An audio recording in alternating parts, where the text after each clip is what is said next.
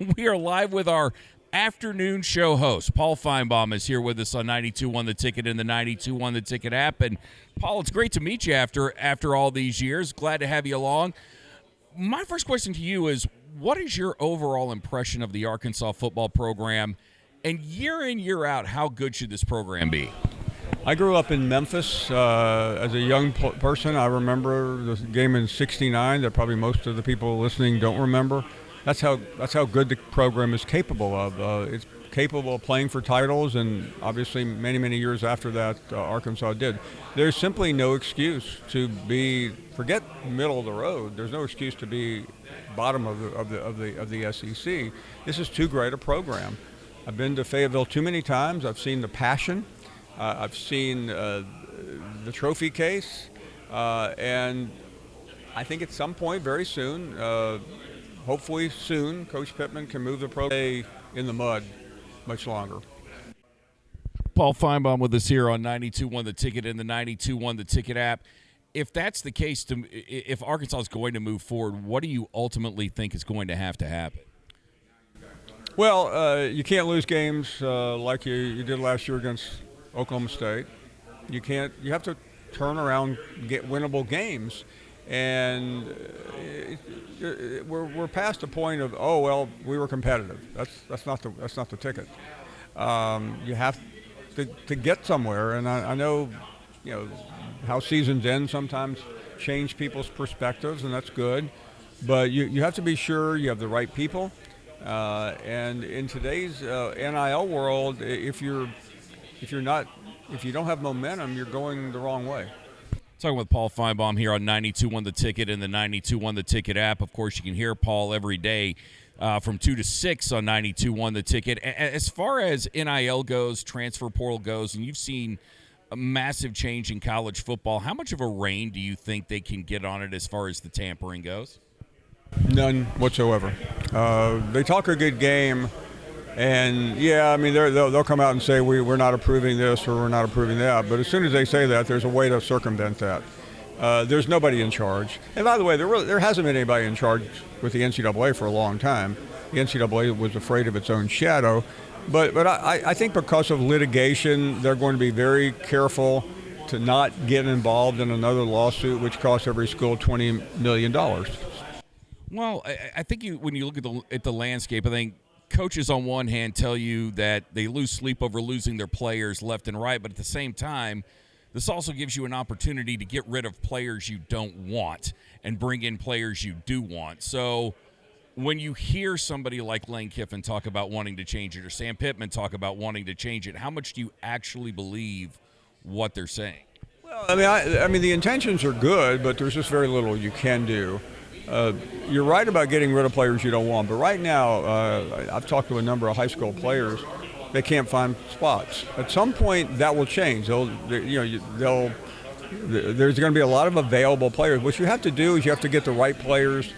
Brian Kelly told me yesterday you have to get the right culture. It's very difficult to get the right culture when you're playing Russian roulette. So you better be smart, and you better have good assistants, and you better have a general manager that knows what he's doing.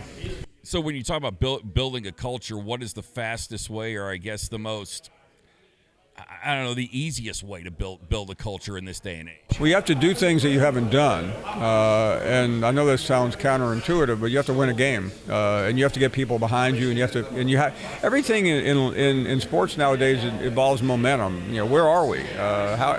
Just because Steph Curry was winning championships with the Warriors a couple of years ago, or LeBron James, doesn't mean they're going to win them today. So you can't say, well, we've been good over the last 6 years. What are you doing right now? And if you're not doing anything, you're in trouble. I'd be remiss if I did not ask you about your show. I love listening to your show every day, and I'm so glad that you're on our station. What really strikes me about your show is how much of a family the callers have become, and you guys have unfortunately lost a few along the way. But where did that start as far as them kind of latching onto each other and embracing each other the way they do? An element has always been there. We've always had one or two people, but essentially it was COVID.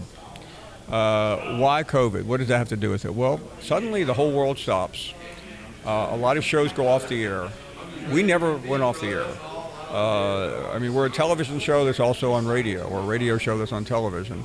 And we got back on the television part of it about 2 weeks later, literally running a graphic with the audio.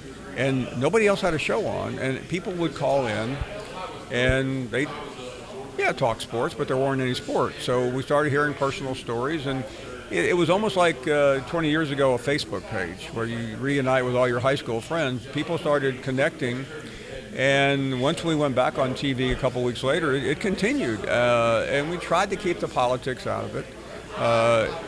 And ultimately, we just started hearing more stories, and I was at this event in Birmingham about 4 weeks ago where we celebrated Larry, the caller who died, and it was about him, but it was really about meeting people and sharing stories, and everybody was wearing their school colors, and I mean, I've done this a long time. It was one of the most unbelievable days I've ever experienced, and I think there's another factor that I've actually gotten older. I'm not as insanely a fire thrower as I was in my early days as a newspaper columnist or radio, and I think it's an amalgamation of all those different things, and people always ask me, well, how much longer are you going to do this? I mean, it's hard to walk away from this, although there are a couple of days every now and then when I think maybe this would be a good day. Well, and I know this is a hard question to answer, but of all the losses that you've had amongst your callers, which one hit you the hardest? Well, the hardest one was a lady named Tammy. I mean, there have been other callers that died of various things, cancer, like Larry who had difficulties. We have a caller now who's going through it, but this was a young lady, well, not that young, but she was in her 40s, who was the most loudmouth Auburn fan on the face of the earth. She would call and scream, and you could hear the frustration as she was yelling. And she was in her car with her 3-year-old granddaughter, and a truck, an 18-wheeler, went across the median. And we were on remote that day in Athens for it was the end of the season for a game. And we broke the story. We actually knew about it a little bit earlier, but we had Kirby Smart on. We had all the. Finally, in the second half of the show, we broke it, and it was a complete meltdown. We were on a football Saturday, and for days, that's all people talked about. And her funeral, I gave the eulogy, and I mean, you're terribly sad when you're looking down and there's somebody that you knew, and I knew her pretty well. But when you look and see the granddaughter in an open coffin, I mean, it was one of the hardest things I've ever had to see in my life. Well, Paul, thank you for taking time. Thank you for sharing that story. I wish you continued success, and thank you for just killing it for us every day.